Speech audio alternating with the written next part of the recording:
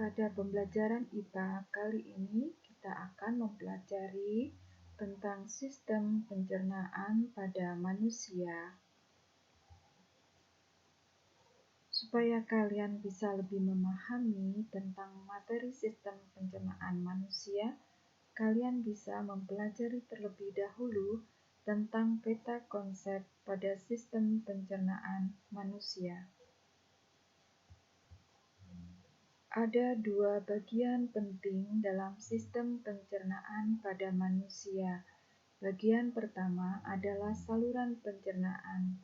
Saluran pencernaan adalah saluran yang dilalui bahan makanan, mulai dari mulut, melalui kerongkongan, melewati lambung, kemudian menuju ke usus halus, dan menuju ke usus besar, kemudian berakhir pada bagian anus.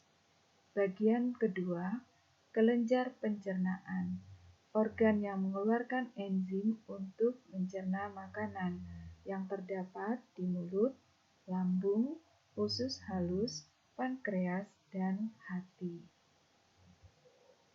Organ utama pencernaan pada manusia yaitu mulut. Di dalam rongga mulut terdapat gigi, lidah, dan kelenjar air liur atau yang disebut dengan saliva. Gigi sangat penting dalam pencernaan mekanis. Gigi terbentuk dari tulang gigi yang disebut dengan dentin, sedangkan strukturnya terdiri dari mahkota gigi di atas gusi, leher dikelilingi gusi, dan akar gigi dilapisi email berwarna putih. Ada 3 macam gigi manusia. Yang pertama, gigi seri, gunanya untuk memotong makanan, gigi taring gunanya untuk mengoyak makanan, dan gigi geraham yang berfungsi untuk mengunyah makanan. Coba kalian lihat dan perhatikan pada bagian rongga mulut, beberapa hal yang ada di situ adalah penyusun rongga mulut. Dan bagian-bagian dari gigi terdiri dari apa yang sudah disebutkan sebelumnya. Sistem pencernaan pada manusia secara mekanis dibantu oleh mulut dan lidah. Di dalam mulut dihasilkan enzim, saliva atau pencerna kimia, sedangkan di dalam lidah merupakan tempat untuk menempatkan makanan di antara gigi. Saliva merupakan kelenjar yang terdapat di dalam mulut yang berfungsi untuk mengeluarkan enzim betialin yang akan mengubah amilase menjadi amilum atau amilum menjadi maltosa.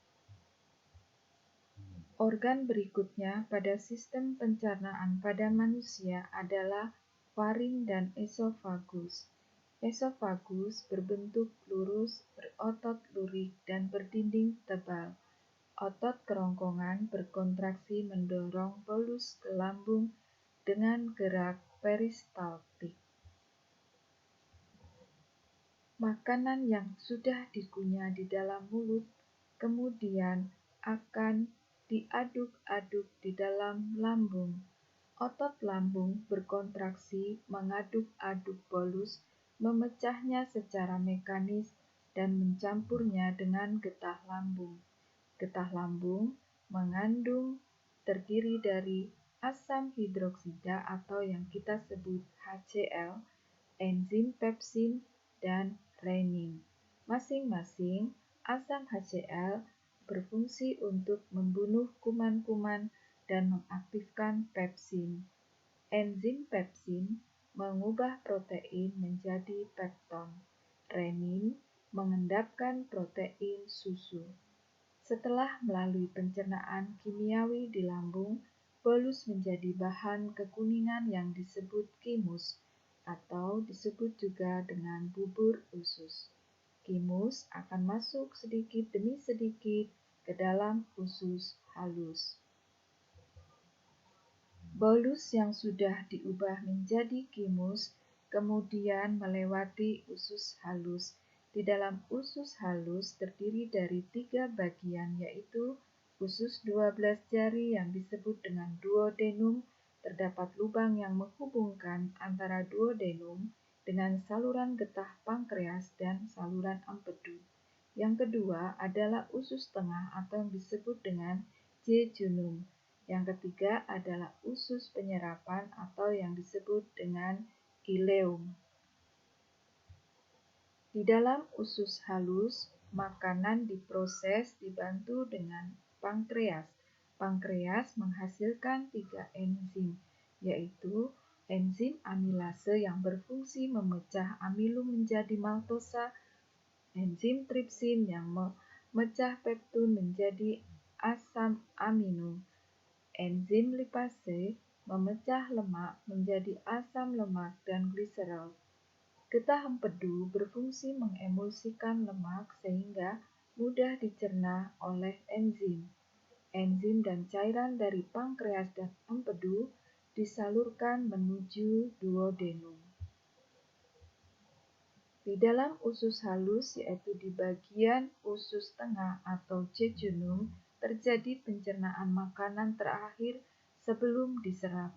Karbohidrat dipecah menjadi glukosa, protein dipecah menjadi asam amino, lemak dipecah menjadi asam lemak dan gliserol.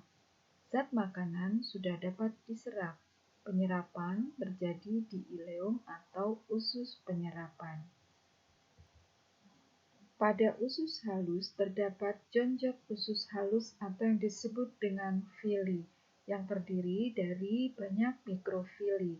Fungsinya adalah sebagai penyerapan makanan supaya penyerapan ini terjadi dengan cepat.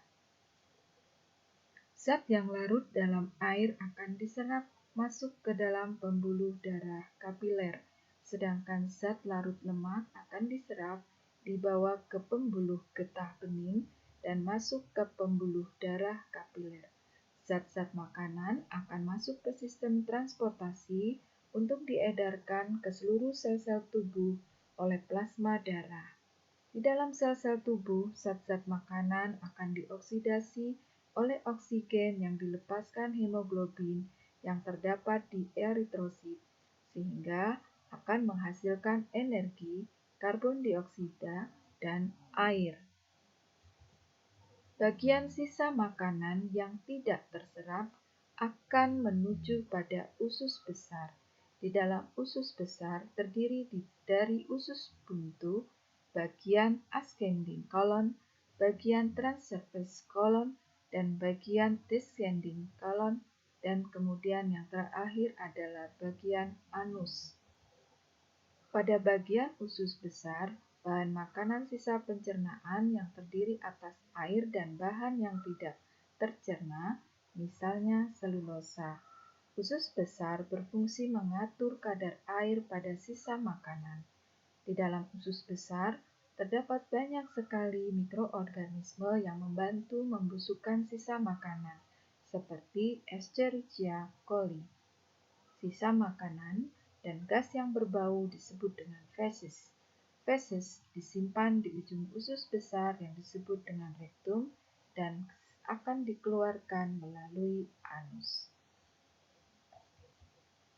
Demikian tadi penjelasan tentang sistem pencernaan pada manusia, bagian-bagian dan fungsi-fungsinya pada tubuh manusia. Apakah kalian masih belum menjelas tentang